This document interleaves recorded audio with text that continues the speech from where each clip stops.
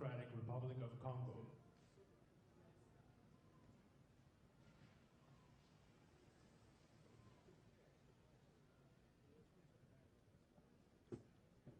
His Excellency Joseph Kabila Kabange, President of the Democratic Republic of the Congo.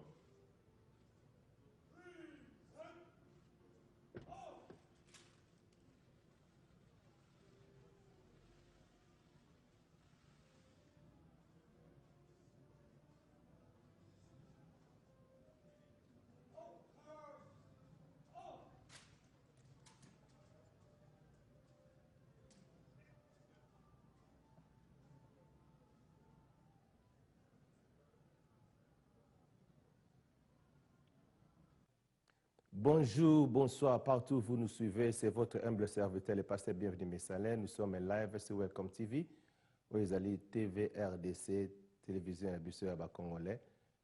L'actualité a été dominée par meeting majorité présidentielle à Pesaki le 24 avril dernier na Lembawana. Ils ont hommage à Papa Wemba. Alors, meeting wana Sergent Henri Mova a expliqué qu'il battu très bien Ndengeni démocratie Zali, a expliqué très bien l'article 64 au Bisotozo Bundela Lelo, a expliqué que yango n'a pas tout le mingi était vraiment tout l'anda ba image ndenge Sergent Henri Mova avec les autres membres ya PPRD ba Christian Dunia Bazalaki wana ministre na biso ya sport Bazalaki donc batu nyos tout Bazalaki tout l'anda ndenge nini Sergent Henri Mova après ce meeting wana ali biso mo ba congolais to comprendre pourquoi tozolo ba ke Kabila zala zala. Alors princesse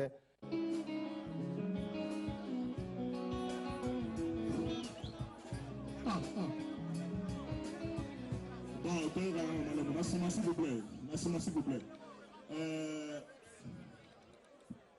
PPRD viva. Bana PPRD bona kisigele una gisasa.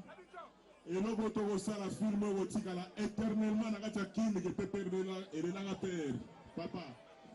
Mais nous avons n'ingité seulement. Nous avons n'ingité dans Nzembo père à quoi il a dit dans la Abidjan. Nous avons vraiment bien aimé, mais pas accompagné Bichoua. Donc, à l'ingaya dans Nzembo mais ce bateau battant l'image, à comment on peut t'en rapidement. Les deux hommes automisés par attention 17 tout ça. Est-ce que dans ta tête, tu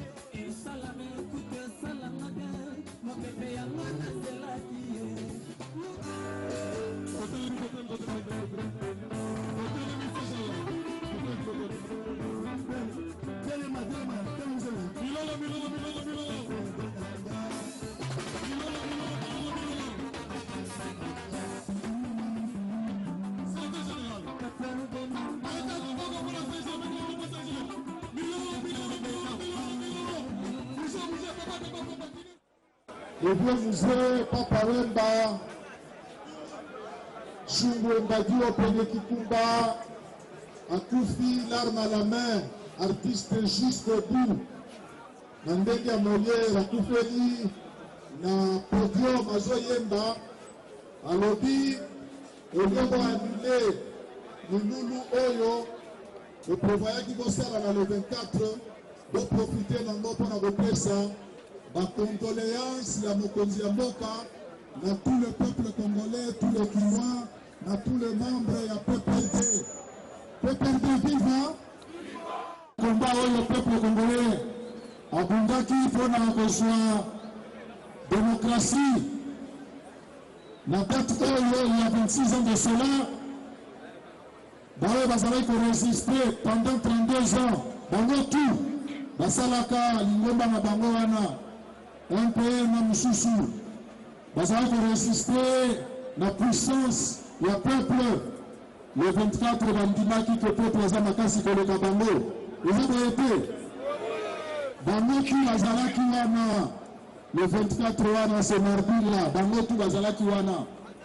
Bazalaki na ngambu moko bango nyonso ndenge bomonaka bango boloko mata moko te azalaki libanda bango tu si 7 ans après tozalaki kaka koyayaya dictature ezongaki lisusu makasi koleka mpo motu oyo balinga babengana 7 ans après azalaki makasi koleka kutu bango nyonso balongola bango nde bakotaki premier ministre soki ba-SRPT soki banini bamakambo tu ezongaki na maboko ya bato oyo ya kala partout ezalaki ya konguluma démocratie ndenge Joseph Kabila concrétisa yango mpona mbala liboso peuple akende maponomi 2006 2011 na boye 2016 tobandi koyoka mwa nungunungu mwa danger bandi kokota na esanga yango wana nasengi na mutu nyonso azali na préoccupation ya peuple oyo azo se sentir kazali na peuple.